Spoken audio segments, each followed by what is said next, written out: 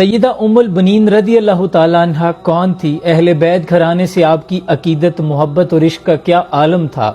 اور غازی عباس علمدار کو شجاعت اور وفا کا پیکر کس کی تربیت نے بنایا؟ اس ویڈیو میں میں تفصیلاً اس پر بات کروں گا۔ اس ویڈیو کو دیکھنے کے بعد اہل بیت گھرانے سے عقیدت اور محبت کے اظہار کے حوالے سے بہت سے سوالات کے آپ کو جواب مل جائیں گے۔ جگر گوشہ رسول صلی اللہ علیہ وآلہ وسلم فاطمہ الزہرا رضی اللہ تعالیٰ عنہ کے وصال کے بعد آپ ہی کی وصیت کے مطابق جب حضرت علی کرم اللہ وجہ الکریم نے دوبارہ شادی کا ارادہ کیا تو اپنے بھائی سیدنا عقیل رضی اللہ تعالیٰ عنہ کو یہ ذمہ داری سونپ دی کہ وہ کسی اچھے گھرانے کا انتخاب کریں۔ بنی کلاب کی فاطمہ بنت حزام کا انتخاب کیا گیا۔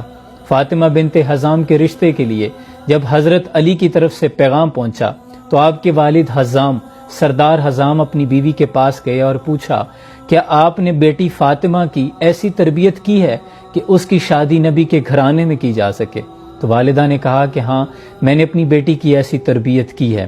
چنانچہ فاطمہ بنت حزام حضرت علی کرم اللہ وجہ الکریم کے گھر آتی ہیں، امام حسن و حسین اور زینب کو گلے لگا لیتی ہیں اور حضرت علی سے یہ درخواست بھی کرتی ہیں کہ آپ کبھی بھی مجھے ان کے سامنے فاطمہ کہہ کے مخاطب مت کیجیے گا، کیونکہ آپ کا نام بھی فاطمہ تھا۔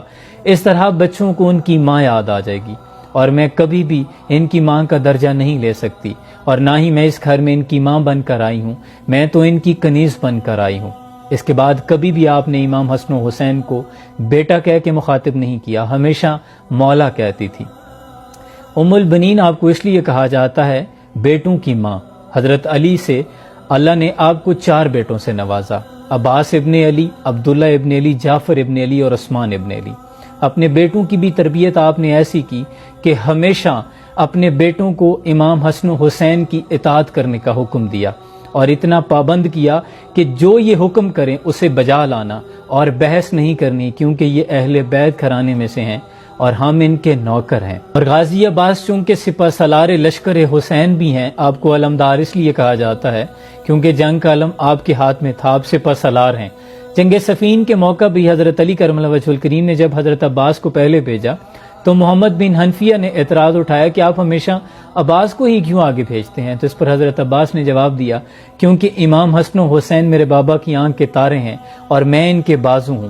بازوؤں پہ یہ لازم ہے، یہ ذمہ داری ہے کہ وہ آنکھوں کی حفاظت کریں، یعنی ہر موقع پہ تربیت میں اطاعت جھلکتی ہے۔ اور وفا کی مثال دیکھیے، تاریخ میں آتا ہے کہ یوم عاشور کی رات امام حسین نے دیا بجھا دیا، یہ کہہ کر کہ جو جانا چاہے اسے اجازت ہے، جس نے جانا ہے وہ